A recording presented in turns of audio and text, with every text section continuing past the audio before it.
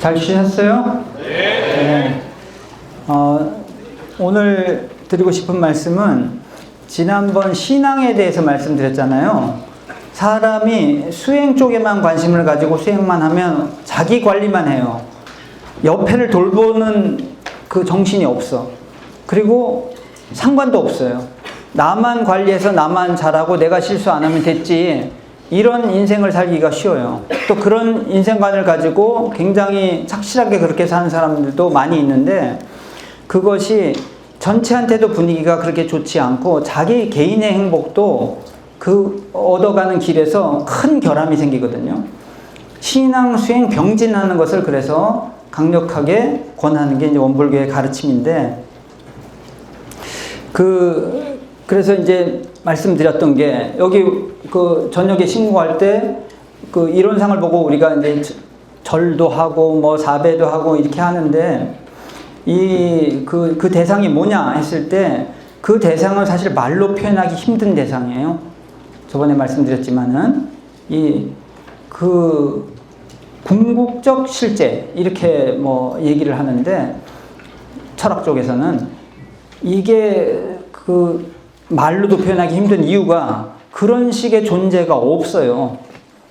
완전히 텅 비었는데, 텅 비었다는 건 어디에도 없다는 얘기고, 그런데 모든 곳에 동시에 다 있으면서 있기만 한 게 아니라 다 보고 다 알아. 다 보고 다 알기만 한 게 아니라 모든 걸 할 수 있는 그 능력이 함축되어 있어, 거기. 능력을 함축만 하고 있는 게 아니라 실제로 발휘해갖고 천만 가지로 발휘해서 이 세상 모든 거를 인과에 맞게, 원인 결과에 딱딱 맞게 이 약간의 오차도 없이 그거를 일을 하고 있어요.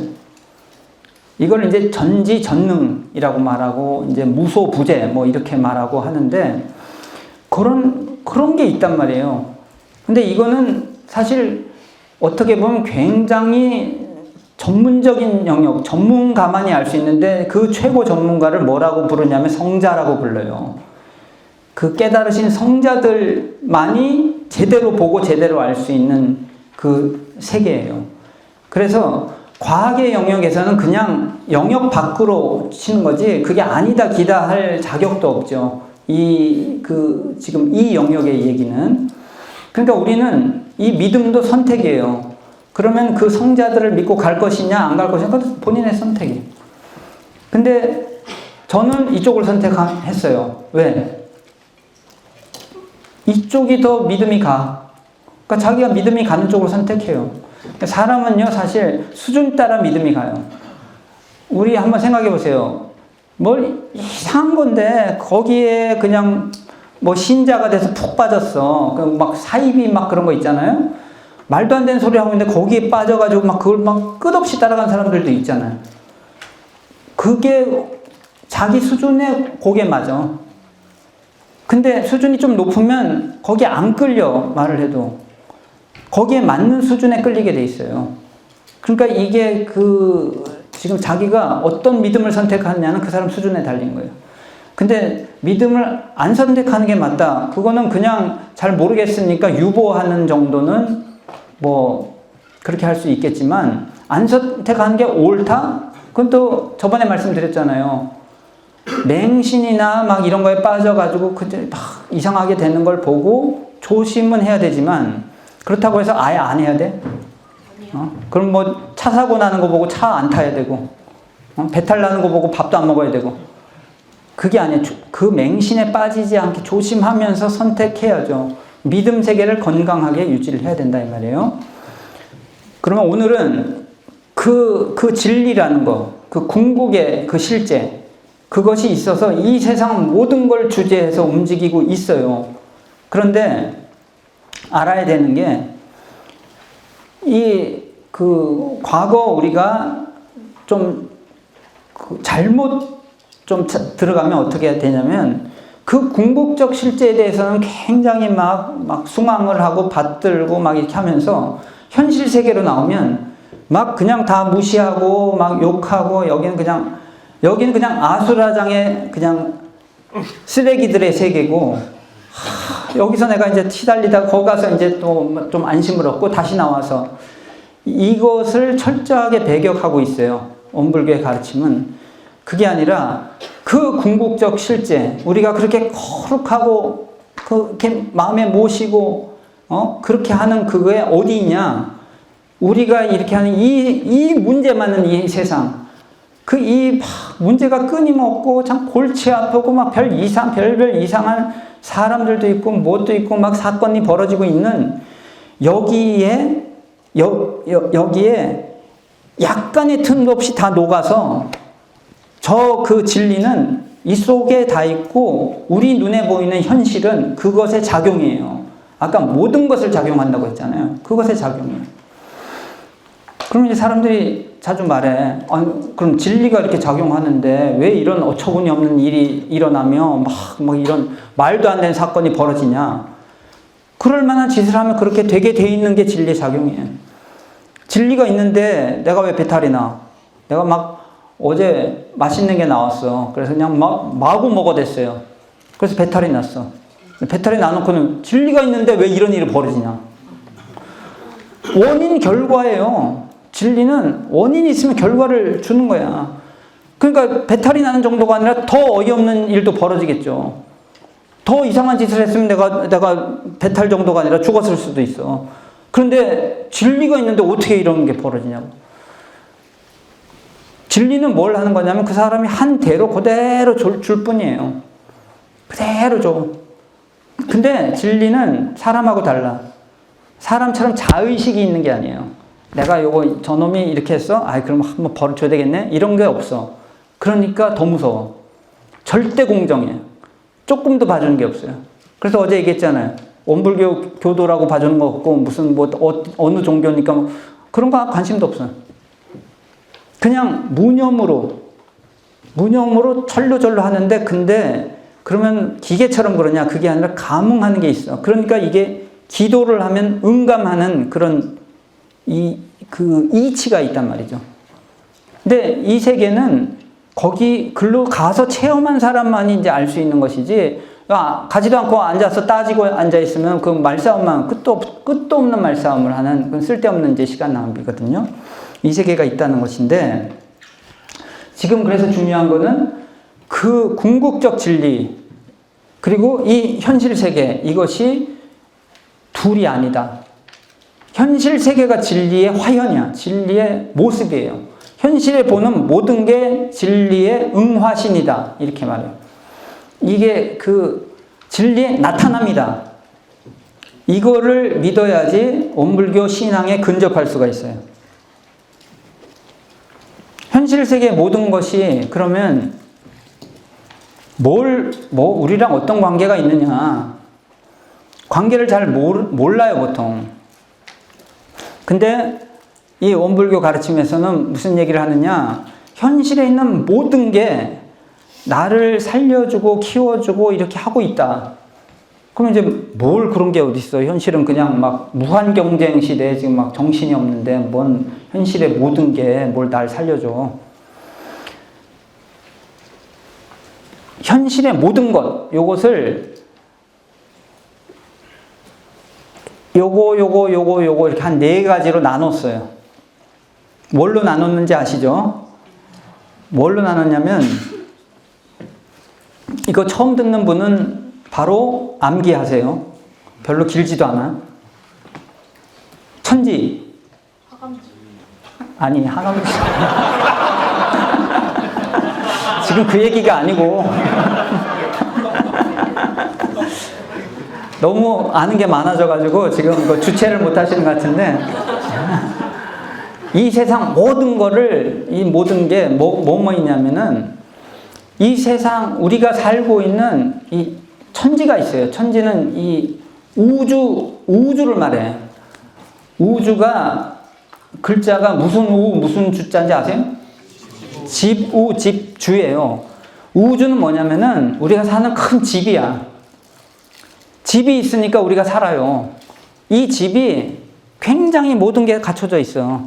우리가 뭘 심으면은 우리가 먹을 거 나오게 해주고, 그 다음에 이제 지금 숨 쉬고 살죠? 대체로는 숨 쉬고 살 거야. 근데 숨을 쉬는데 이게 숨 쉬는 이 공기를 공급해주고 있고, 우리가 물 마시고 사는 물을 공급해주고 있고, 해가 있어, 햇빛이 있어가지고 햇빛이 굉장히 많은 걸 우리한테 가능하게 해주고 공급해주고 있고, 이게 천지예요. 우리 집의 시설이야. 집을 우리가 마련했는데 이렇게 다 수도꼭지 틀면 물이 나오고, 이쪽에 하면 샤워할 수 있게 따뜻한 물도 나오고, 딱 키면 이게 보온이 되고, 이렇게 살게 해주잖아요. 집이 있어서 사는 거지, 집이 없어. 이 추운데. 어떻게 돼요? 그거랑 똑같이 이게 완전 확산해서 크게 보면 큰 집이라 이 말이에요. 글자 그대로 우주라는 뜻 자체가 집이에요. 근데 이거에 감사할 줄을 몰라. 그냥 우리는 당연한 거야. 그냥 태어나 보니까 그냥 이거 원래 이렇게.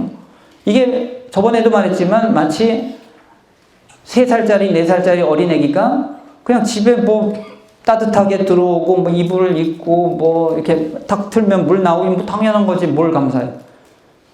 근데 어른은 이게 당연한 게 아니라는 걸 알아요. 감사해야 된다는 걸 알아요. 이렇게 잘 수 있고 뭐 물도 나오고 뭣도 하고 여기서 내가 살고 있다는 거. 그리고 이게 없으면 나 얼어 죽는데 이걸 알거든요. 이게 그러니까 철이 든 사람들이 이제 성자들이에요. 근데 성자들이 이제 어린 애기들인 우리 눈 못 뜬 중생들한테 야, 이게 얼마나 감사한 거지 아냐 하는 게 지금 요거 4가지로 사은을 지금 설명해 주고 있는 거예요. 그래서 이런 큰 우주 자연 이거에 대해서 감사가 별로 안 느껴져. 그게 뭐 감사할 일이냐. 당연히 뭐 햇빛이 있고 하늘에 공기가 있는데 뭐 땅이 있어가지고 뭐 심으면 나오고 그게 뭐가 감사해? 이렇게 생각이 들면 이게 상당히 이제 상당한 애기죠. 그러니까 아예 감사가 안 들어. 그럼 지금 갓난 애기야. 근데 약간 감사하는 것도 있어. 그러면 이게 약간 컸어. 근데 이게 막 엄청 감사해. 그러면 이게 상당히 이제 큰 사람이에요. 요 차원으로 와야지 지금 이해가 되는 세계예요. 이 사은에 대한 설명은. 근데 요 차원에서 생각하면 너무 당연한 거고 너무나 감사해야 될 일이거든. 왜냐? 없으면 죽는데? 이거 없어도 살 수 있어 했을 때 그 온불교 우리 경전에 보면 계속 그 말씀을 하셔요. 천지에 없어서도 내가 이 목숨을 보존해서 살 수 있을 것인가 하고 한번 생각해 볼 것이니. 정말 이 신앙 쪽은요, 순진해야지 들어갈 수 있는 세계예요. 수행 쪽은 굉장히 합리적이고 막 냉철해야 돼. 이쪽은 순진무구해야 돼요. 순진하게 그걸 받아들이면 그럼 진짜 당연한 거예요. 당연히 이게 엄청난 감사할 일이거든. 근데 천지만 감사할 일이냐? 그 다음 게 부모 은혜가 있어요. 부모. 근데 여기서 말하는 부모는 이번 생의 부모만 말하는 게 아니라 우리 그 불교나 원불교에서는 생이 한 생으로 끝나지 않는다. 그 다음 생 계속, 그러니까 오늘만 끝이 아니고 내일이 있고 모레가 있듯이 어제가 있듯이 전생에 있고 이번 생에 있고 다음 생에 있고 다음 생에 있다. 이렇게 믿으니까 그 생마다 부모가 있었어. 그랬기 때문에 내가 살 수 있었어요. 부모를 한번 생각해 보세요. 부모가 다 좋은 사람이에요? 응? 부모가 뭐 다 좋은 사람도 아니고 막 이상한 부모도 있고 뭐 막 있겠죠. 있는데 중요한 건 우리 자신을 한번 생각해 보세요. 우리가 여기 살아 있잖아. 다 지금 살아 있어요. 그 대체로들 몇 살이에요, 지금? 여기 평균 연령 21살? 네, 평균 21살이에요, 지금. 네, 가슴 찔린 사람 몇 명 있는 것 같아요. 어쨌든 우리가 20년 이상 다 살았어, 대체로. 그 얘기는 뭐냐면 부모가 있었다는 거예요. 그러니까 뭐 부모가 없이 뭐 고아로 뭐 어디서 자랐다 하더라도 그 부모 역할을 한 사람이 있었다는 거예요. 없었으면 어떻게 됐어요? 죽었어. 뭐냐? 왜? 우리가 태어나는 것도 부모가 없으면 못 태어나지만 일단 태어났다고 쳐. 근데 부모가 없다는 얘기는 뭐냐면 아무도 안 돌봐줘. 근데 왜 돌봐줘야 돼요? 아무것도 못해. 걷지도 못해. 몸도 못 돌려. 얘가 하는 거는 먹고 싸는 것밖에 못해. 근데 그거를 굉장한 기간 동안에 누군가가 무제한 공급을 해줘야지 우리가 지금 이렇게 뭐 사람처럼 그래도 당당하게 이렇게 눈 뜨고 앉아있지. 그러지 않았으면 끝났어요. 그러니까 천지가 없었으면 아예 뭐 아무것도 없으니까 숨도 못 쉬고 뭣도 못하니 끝났는데 부모 없었으면 태어나자마자 죽은 거지 그냥. 그러니까 누군가가 그 자력을 얻을 때까지 계속 뭘 공급을 해준 거예요. 먹는 거, 입는 거, 먹기만 해도 안 되잖아. 또 뭐 옷도 입혀야 되고, 뭐도 해야 되고, 뭐 갈아 신겨야 되고, 그거를 누군가는 해준 거예요. 친부모가 아니더라도 누군가는 해준 거예요. 그게 부모의 은혜예요. 그것 때문에 살고 있어요. 그러니까 이 사람이 철이 들면 내가 사는 게 이게 굉장히 큰 그 덕분에 사는구나 하는 게 이게 이제 철이 든 거고, 하나도 몰라. 생각할 줄도 모르고 그런 게 어딨어. 그냥 막 오만방자하게 살면 이게 철이 없는 사람이거든. 이 사은에 대한 거를 깊이 우리가 자각을 하면 사람이 철이 들기 시작해요. 이건 인생을 굉장히 깊이 있게 볼 수 있는 사람만이 이해할 수 있는 세계고, 그렇지 않은 사람은 대체로 반응이 어떠냐? 뭐 그게 당연한 거 아니야? 뭐 하늘에 공기가 있고 뭐 천지가 있고 뭐 부모는 뭐 애 낳고 뭐 그러는 거지. 근데 그거의 근원을 파고들 수 있는 사람은 굉장히 이거 없으면 죽었구나. 그래서 근원적인 은혜에 대한 얘기를 하고 있는 거라서 근원을 파고들 수 있는 정신 수준이 돼야지 지금 이 사은을 이해할 수 있어요. 천지, 부모, 그 다음 뭐예요? 동포. 동포는 뭐냐면은 그냥 우리 한민족 그 동포를 얘기하는 게 아니고, 동포는 같은 포대, 그러니까 같은 엄마 뱃속에서 나왔다. 이거는 무슨 얘기냐면은 그 원불교에서 말하는 동포는 무슨 뜻이냐면은 이 우주라는 큰 집에 같이 살고 있는 생명체들을 말하는 거예요.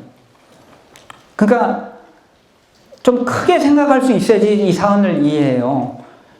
우주가 큰 집이에요.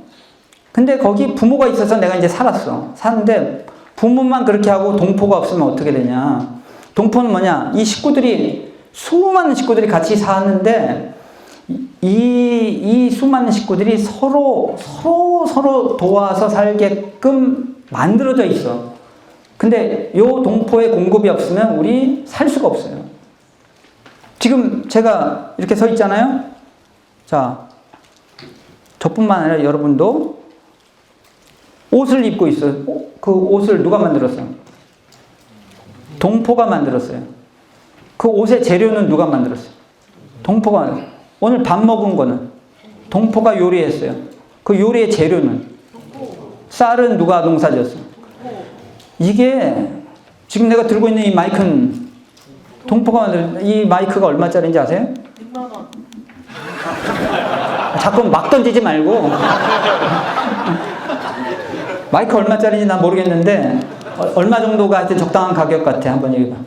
21만 원쯤. 21만 원. 그러면 다혜경한테 21만 원 줄 테니까 이거 만들어내라 그러면 만들겠냐?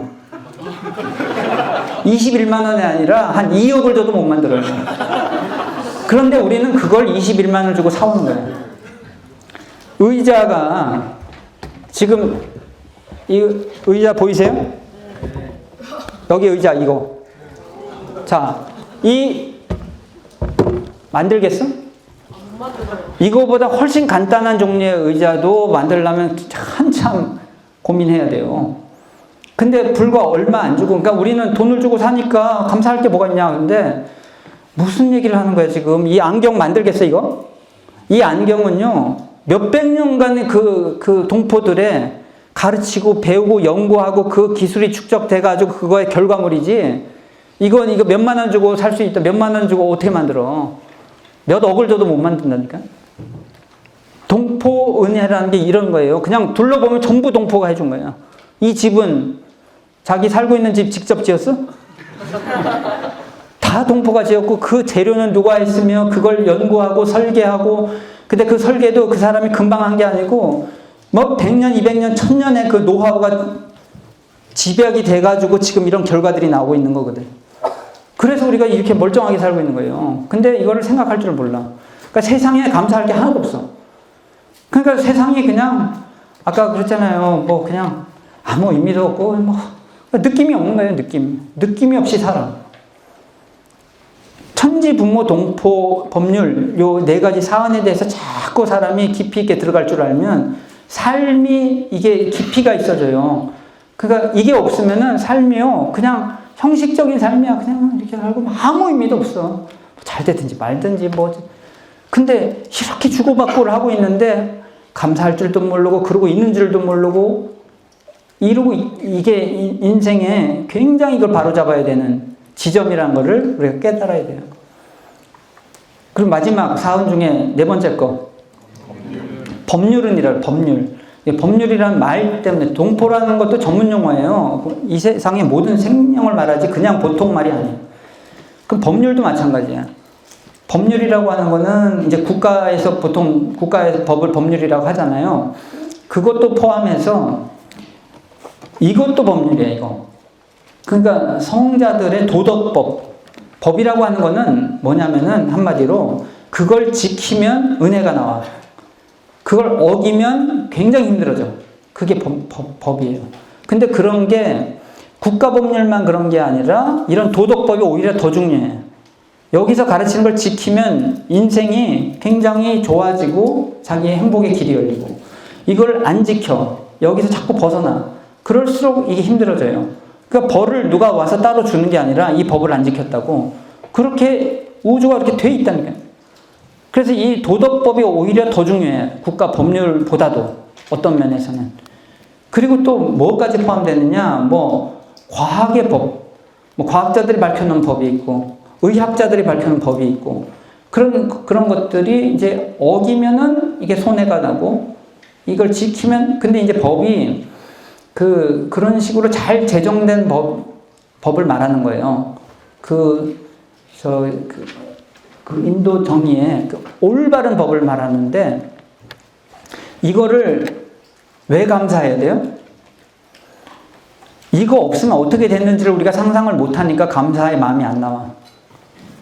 지금 그런 말씀을 제가 옛날에 이제 들었었는데 성자들의 법이 없었으면요 지금 야만의 생활을 하고 있어요.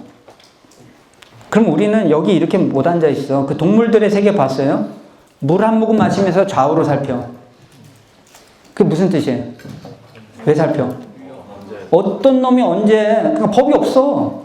근데 인간도 그냥 뭐 힘센 놈이 그냥 무조건 뭐 하고 막 죽이고 살리고 막 그 수준에서 이게 그 아기가 크듯이 수준이 지금 올라가는데 그게 성자들의 가르침에 의해서 지금 굉장히 철없는 사람들이 많다는 이유로 우리는 그게 어떤 힘을 발휘하지 못하고 있다고 생각하지만 그게 없었으면은 지금 그냥 완전 야만의 생활이에요. 굉장히 큰 힘을 발휘하고 있는 거예요. 그리고 이제 국가법도 굉장히 큰 힘을 발휘하고 있죠. 그리고 또 우리 여기 중도 훈련이라는 것에서 훈련을 날 때도 이 훈련에 우리 들어왔을 때 훈련생들은 뭐 어떻게 해야 됩니다. 뭐 몇 시까지 어떻게 해야 되고 뭐 여기선 밥을 먹고 여기선 이런 게 없다고 쳐봐요. 우리가 밥 한 끼 먹을 수 있을까? 아니요. 그럼 정해놓은 게 하나도 없어. 그러면은 뭐 아무것도 정해놓은 게 없어. 그냥 막 가서 아무나 막 이렇게 하고 뭐 한 끼도 밥을 못 먹어요. 그러니까 이 법률의 은혜는 뭐냐면 아수라장을 막아줘요. 그래가지고 여기 뭐라고 써있냐면 이 책에 다 있는 내용이니까 여러분 꼭 이 책을 구입하시든지 빌리시든지 해서 여기에 이 보물을 놓치지 말기를 바라고요.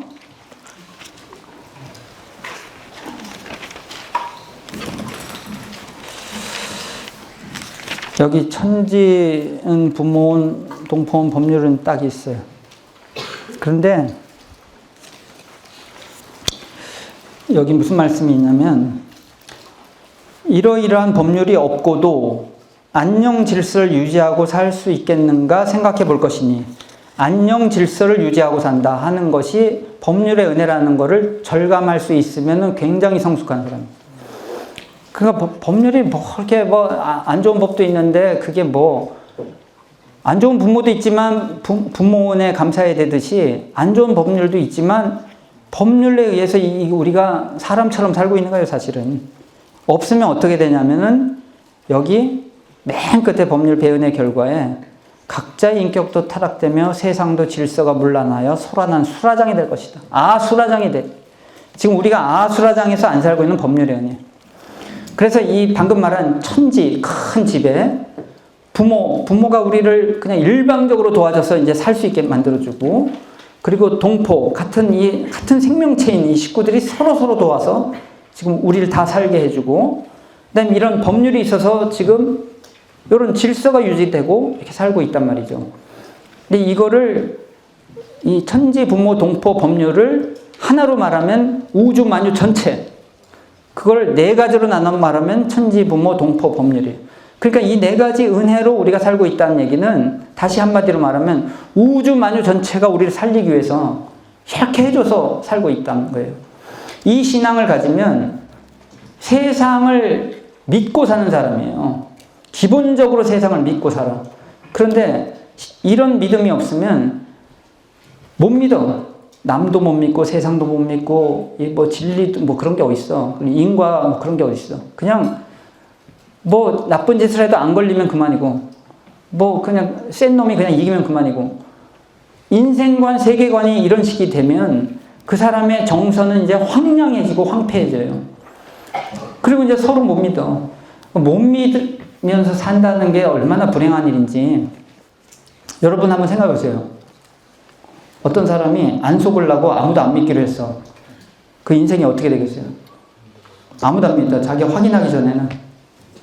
굉장히 똑똑하죠. 절대 속을 일이 없으니까. 나 안 믿어. 믿음이라는 게 있잖아요. 믿을 수 있는 사람이 많고 감사할 것이 많고 한 게 이게 인생의 질이 달라진 문제거든요. 굉장히 잘 생각해야 돼. 그래서 사은이라고 하는 게 현실의 모든 것을 사은이라고 말하는 거예요. 그리고 눈에 보이지 않는 궁극적 이 진리, 그게 이론상으로 상징하는 진리. 근데 그것이 둘이 아니야. 그러니까 결국 어떻게 해야 돼요? 원불교 신앙은 그냥 저 이론상에다만 대고 막 비나이다 해서는 이론상 신앙이 아니에요. 그거에 대해서 우리가 기도로 염원을 하면 그것이 응감하는 진리가 있어요. 그렇기 때문에 기도도 열심히 해야 되는데 거기서 그쳐버리면 원불교의 신앙은 아니다. 왜냐? 우리가 그렇게 간절하게 빌고 기도하는 그 대상이 어디 있냐면 우리가 만나는 그 모든 이 사은 속에 있으면서 우리를 살게 해주고 있기 때문에 기본적으로 감사하는 철이 들어야 돼요. 그래서 감사를 연습해야 돼요.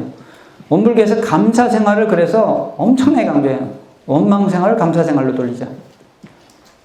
감사하려고 하면 웬만한 거에서 다 감사할 수 있어요. 근데 감사 안 하고 원망하려고 해도 웬만한 것이 다 원망할 수 있어요. 자, 어느 쪽을 선택할까요? 내가요, 자, 여기서 여러분, 지금 막 훈련하고 너무 좋아. 근데 여기서 원망할 거리를 한번 찾아보세요. 못 찾겠어? 찾을 수 있어요. 아니, 뭐 시설은 왜 이래, 이거. 요 짜국 난 거, 이거 누가 그랬어? 뭐, 막 이러기 시작하면 한도 끝도 없이. 그래가지고 이렇게 하면 어떻게 돼요? 굉장한, 나중에는 전문가가 돼. 전문가는 보통 사람과 뭐가 달라? 보통 사람은 찾아내지 못하는 걸 찾아내. 여기서 원망할 게 뭐 있지 하는데 금방 찾아. 자, 그 인생이 행복할까요? 선택 잘해야 돼요. 감사거리를 맨날 찾는 사람이 있어. 그럼 이쪽도 전문가가 돼. 전문가와 보통 사람의 차이는? 보통 사람은 여기서 감사할 게 뭐가 있어 하는 데서도 감사할 걸 찾아. 찾아내서 감사할 수가 있어. 이 실력이에요, 실력. 근데 행복이 이쪽이 행복할까? 이쪽이 행복할까? 감사할 대상이 너무 많아. 아니, 하늘의 공기도 감사해. 햇빛도 감사해. 와, 이 천지 자연이 너무 감사해. 우리 부모가 어쨌든 간에 먹여 살려가지고 이렇게 컸잖아. 또 감사해. 동포가 있어서 이런 거 만들어. 맨날 이러고 사는 사람이 행복할까요? 반대로 원망에 짜증에 짜증을 하면서 사는 사람이 행복할까요? 요거 생각하고 선택해야 돼요. 근데 이 말을 듣고도 난 일로 선택하겠다. 저거 내가 어떻게 해? 뭐 할 수 없지. 그거야 뭐 자기 팔자인데. 선택 잘하세요. 이 신앙이라는 건 이렇게 되니까 그 감사를 한다는 게 굉장히 중요하고, 또 하나가 우리가 이렇게 대하는 모든 대상들이 아까 말했잖아요. 무시하면 안 돼요. 저기 저 이론상 진리 앞에서 거기서는 막 기도를 하고 막 거룩하게 받들고, 얘들은 거룩한 거랑 거리가 멀거든. 벌써 생긴 것부터가 거리가 멀잖아. 근데 그때 정신을 딱 차리고 잘 봐야 돼요. 진리에 나타나신 분들이에요. 진리 화연이다. 그러니까 원불교 신앙에서 중요한 거는 현실에서 만나는 모든 사람뿐만 아니라 모든 것들, 개를 봐도 개를 그냥 막 함부로 하고 막 그러면 안 돼. 모든 거를 그 존중하는 마음. 그게 뭘로 존중하냐면 여기선 신앙적으로 존중해야 돼요.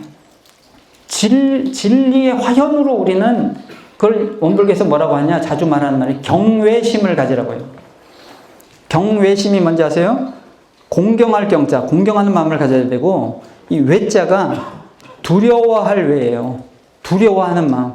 근데 이 두려워하는 마음이 굉장히 건강한 마음이에요. 우리가 처음 만난 사람, 아니면 막 처음에, 여러분 아까 그 주제가 나왔지만은 약간 썸 타는 사이에서 막 이럴 때 두려워하는 마음이 있어. 이게 혹시 마음에 안 들라나? 이게 이렇게 하면 어떨라나? 이 선물이 어떻게, 요걸 뭘 먹기로 했는데 그 집이 마음에 안 들면 어떡하? 근데 이게 상당히 이 마음이 많이 유지될수록 그 인간관계가 계속 좋게 되고, 좀 가까워졌다고 이 마음을 놔버려? 그러면 관계 별로 안 좋아요. 이제 경외심이 없어져. 이제 뭐 아주 가까워졌어요. 그러니까 뭐 먹든지 말든지 뭐 마음에 들든 막 이렇게 돼. 관계가 좋아지겠냐고. 이 경외심이란 건 일부러 챙길 필요가 있어요. 그래서 어린 아이를 보더라도, 자기 자식이라 하더라도 무시하면 안 되고, 부처님으로서, 그러니까 이 부처님이라 여기 말은 진리란 뜻이에요. 진리에 나타난 아주 성자가 되신 깨달은 성자인 부처님을 모시듯이 그런 마음이 돼야지 원불교 신앙을 하는 사람이에요.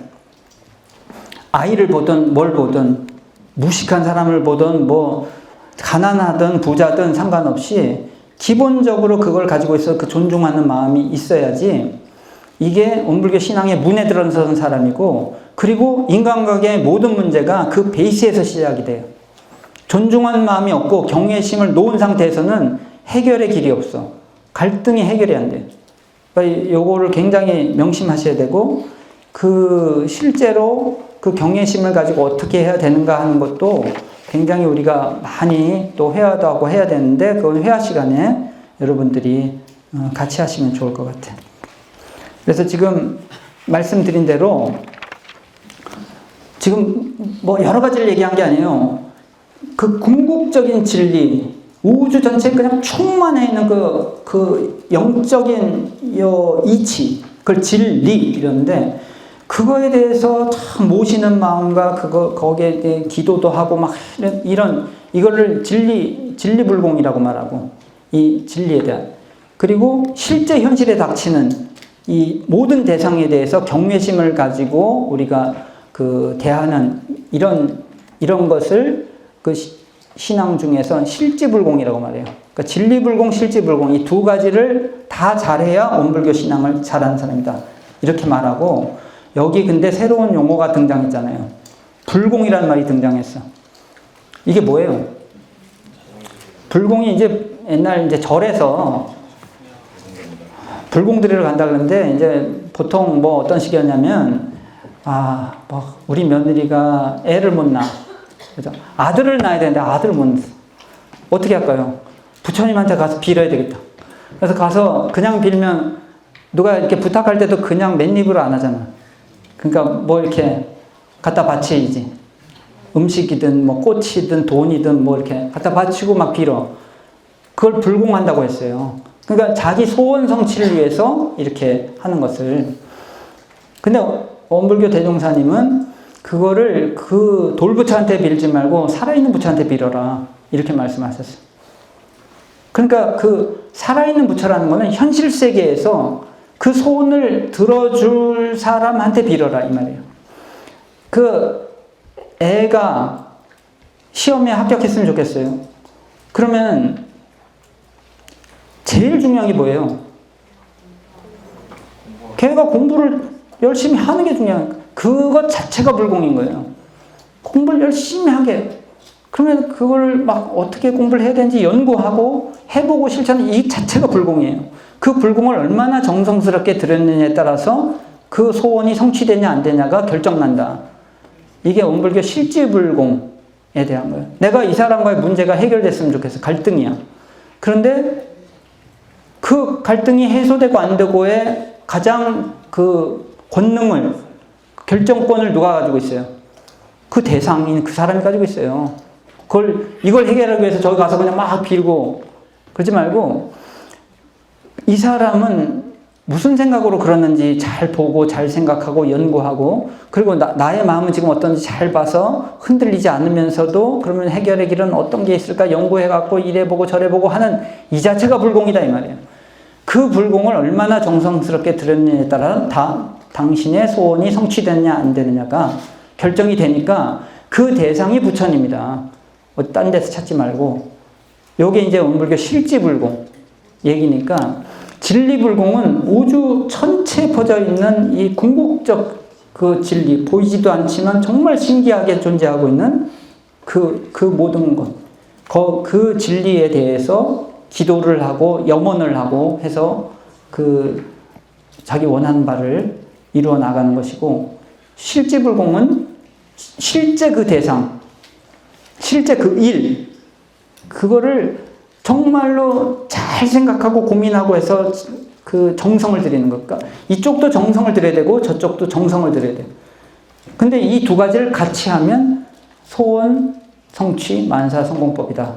이렇게 얘기를 하거든요. 그러니까 원불교 신앙은 이렇게 항상 두 가지로 해야 된다. 이렇게 얘기를 해요. 그리고 이제 우리가 알아야 되는 게 신앙에 대해서 이제 좀 아시겠죠?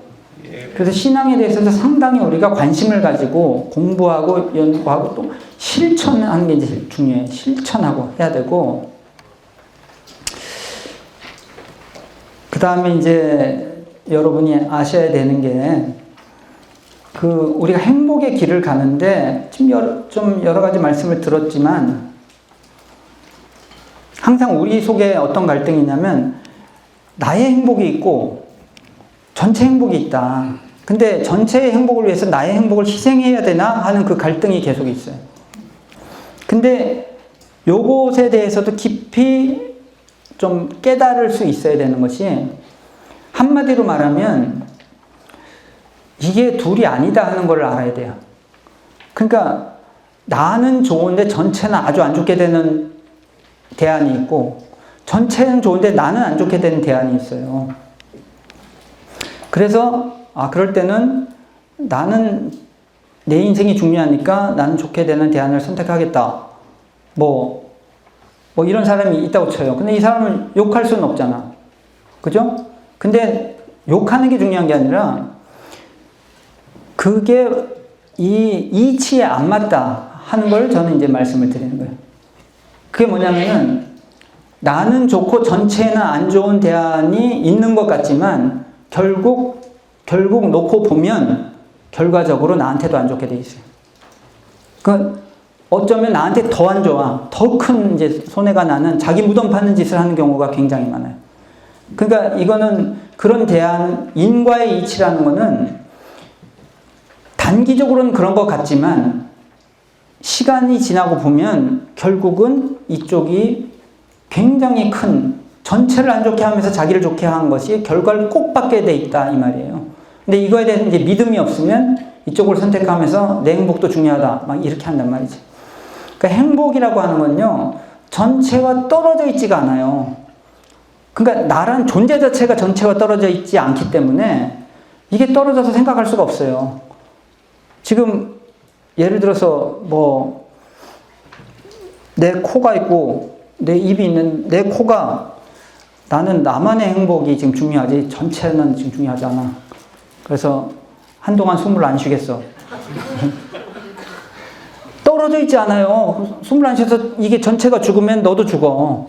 근데 이것이 확실하게 느껴지면 여러분이 상당히 어른 수준의 깨달음에 많이 간 사람, 성자 수준으로 많이 간 사람이고, 이론적으로만 그냥 느껴져. 그러면은 이제 많이 가진 않았고, 그래도 이제 조금. 근데 이론적이고 뭐가 아예 안 느껴져. 그러면 이건 지금 더 수준이 저 밑바닥에서 벌벌 기고 있는 수준이에요. 그래서 지금 각자가 어떤 수준인가 한번 점검해 볼 필요가 있어요. 자, 어떤 수준이에요? 한 사람씩 이제 발표 들어볼까요? 솔직히 말하세요. 다 알아. 그렇기 때문에 요게 굉장히 중요해요. 그 전체를 위해서 내가 무엇을 하는가 하는 걸 항상 생각할 줄 알아야 돼. 이거를 이제 공을 위해서 공심을 가져라 이런 말을 원불교 들으면 수백 번 들어요. 공심을 가져라. 근데 나는 나의 행복이 중요하지 지금 그게 중요하냐? 그게 지금 아직 뭘 이해 못한 거예요. 공을 위해서 내가 공헌도를 높일수록 내가 올라간다니까? 나의 행복에. 축구 선수도요, 뭐가 제일 중요해? 축구 선수, 이 선수를 데리고 오냐, 마냐 했을 때 뭘 제일 먼저 생각해요?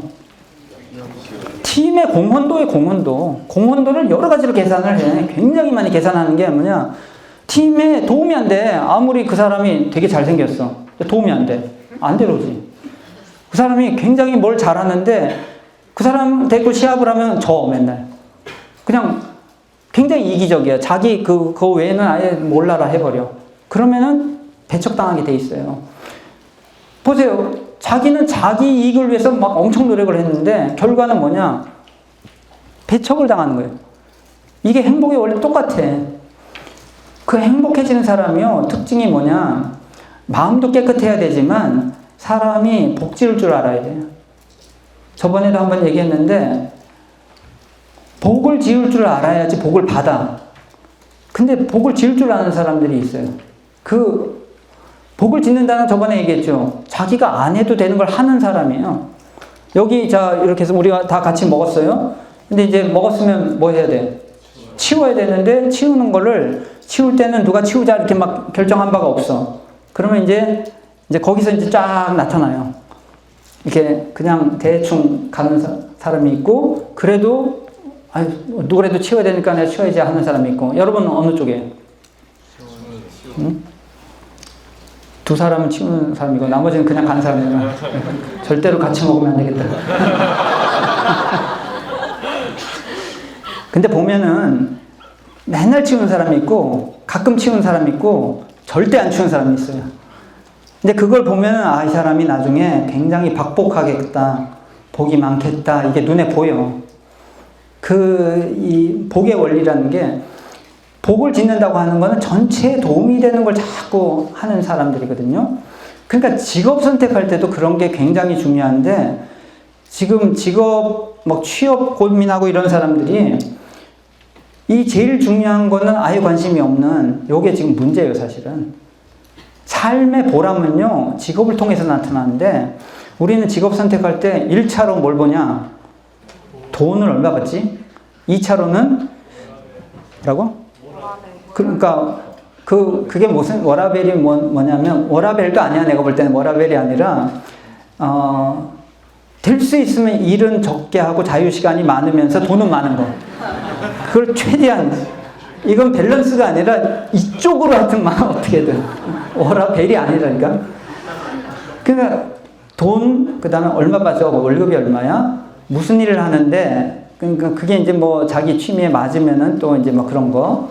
그 다음에 이제 아까 말한 휴가가 어떻게 되고, 출퇴근이 어떻게 되고, 이런 거 당연히 중요해요. 저는 내가 중요하지 않다는 얘기 아니라. 근데 정말로 중요한 거 하나는 아예 생각도 안 하는 거. 그게 뭐냐면, 직업이라고 하는 게 뭐냐. 우리가 다 같이 세상을 사는데, 아까 동포 그냥 얘기했잖아요. 이거 만드는 사람, 이런 거 만드는 사람, 농사 짓는 사람 해서 서로 주고받으면서 먹고 살고 있는데, 나도 그걸로 먹고 살면서 나는 아무것도 안 해? 이게 말이 안 되잖아요. 그러니까 난 뭘 하지? 그래갖고 고르는 게 직업인 거예요. 그럼 여기서 중요한 건 뭐냐? 이거 만드는 사람은 이게 필요로 한 사람들이 있기 때문에 만드는 거고, 근데 필요로 하는 사람이 없는 거는 내가 해봤자 소용없는 거잖아요. 그건 직업이 아니지. 직업이 될 가치가 없는 일이지. 무슨 일이 있다고 해도. 그럼 내가 생각할 때 나는 그러면은 뭘 해서 이 공헌을 할까 하는 걸 생각하는 게 직업을 선택하는 건데 관심도 없다니까. 그래 없으니까 어떻게 되냐? 그 일을 할 때는 아무 보람이 없어요.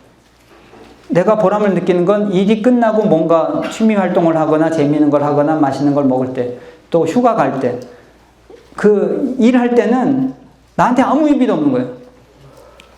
이러면은 이것이 뭐가 잘못된 거예요. 우리 행복의 문제를 얘기할 때 공을 위한 마음, 그리고 직업 선택도 공을 위해서 얼마나 이게 내가 도움이 되는가. 그 다음에 문제가 그 일을 하면서 보람을 느껴야 되거든. 왜냐, 나도 도움이 되는 사람이구나 하는. 이게 자존감이에요. 근데 자존감이 제일 없는 사람은 누구냐면 세상에 나의 도움을 필요로 하는 사람이 이 세상에 아무도 없어. 그럼 자존감이 떨어지게 돼 있거든.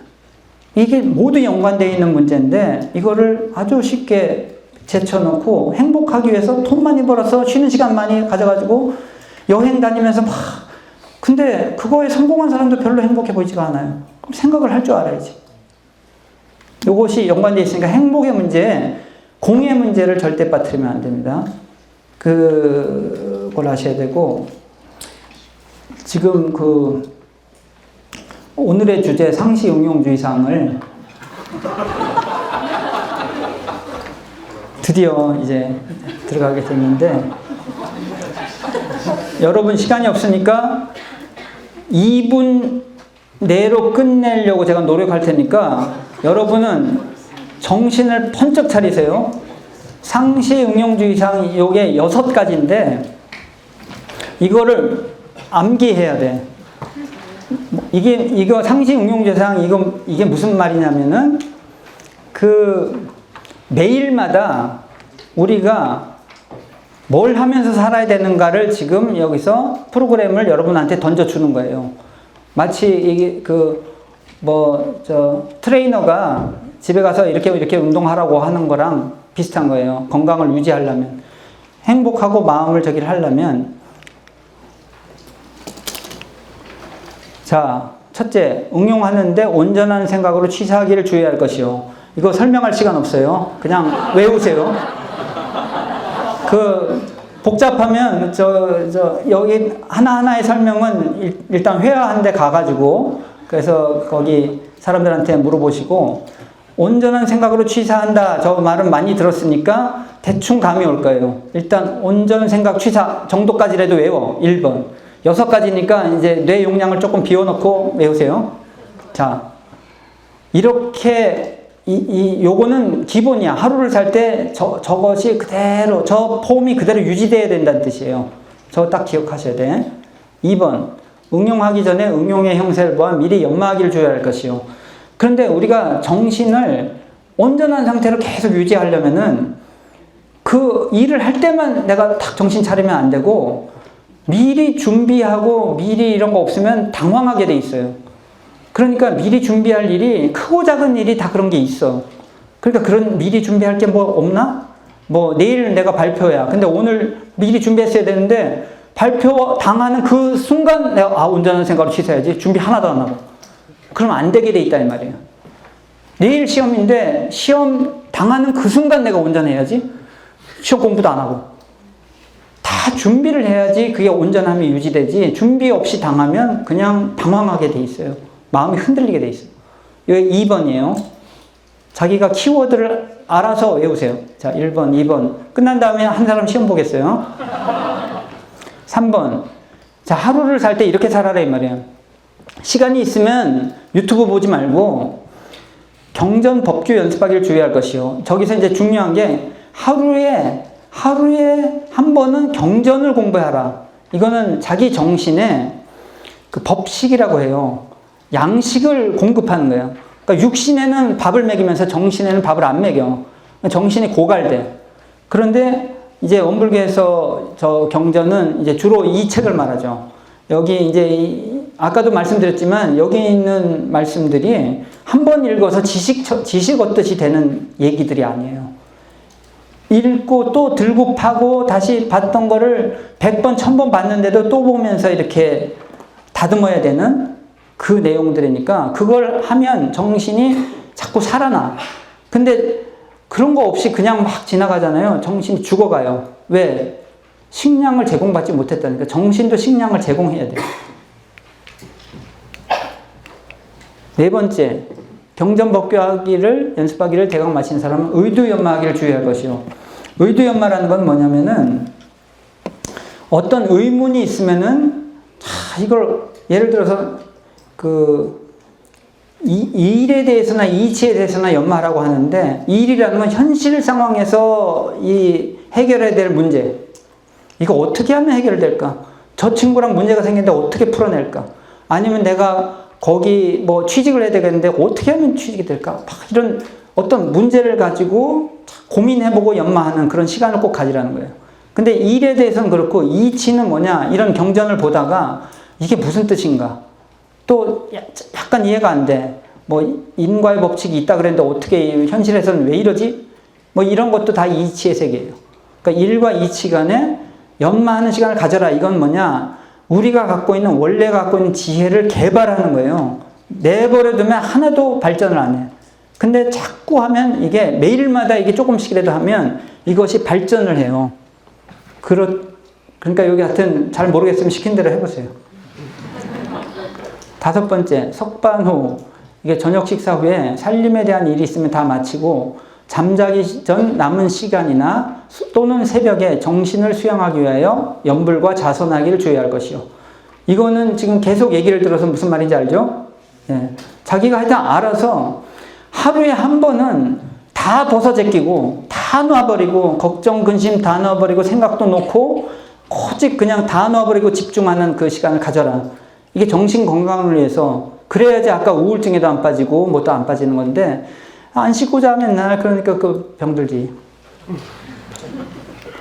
마지막, 그 모든 일을 처리한 뒤에 그 처리권을 생각하여 보되 하자는 조목과 말자는 조목에 실행이 되었는가 못 되었는가를 대조하기 주의할 것이냐. 이건 뭐냐면은 하기로 해놓고 또 안 해요. 안 해놓고 안 했는지도 몰라. 저건 뭐냐, 안 했으면 안 했다는 것도 점검해보고 했으면 어떻게 했는지도 해서, 그래서 이것이 자기가 하기로 한 게 지금 그 6가지 종목 좀 얘기했지만 그 앞에 5가지도 뭘 했는지 뭘 안 했는지 이렇게 자꾸 점검을 하지 않으면, 매일마다 점검하지 않으면 안 된다. 근데 우리 원불교에서는 저 점검법으로 일기법을 내놨으니까 그걸 잘 활용해서 이렇게 해서 매일마다 이렇게 살면 여러분의 정신이 고갈되지 않으면서 더 발전, 성장을 한다. 사람이 아기가 커서 어른이 되듯이 이 범부 중생 보통 사람이 커서 성자가 되는 거거든요. 성자가 됐을 때 그 행복의 지수가 최극에 달하는 것이 이제 성자들의 수준이고, 우리는 그 방향을 향해서 달려나가는 겁니다. 예. 지금 그 시간이 다 되고도 7분이 지났습니다. 그러니까 여러분이 행동을 빨리 하셔서 회화실로 옮기시기 바랍니다. 감사합니다.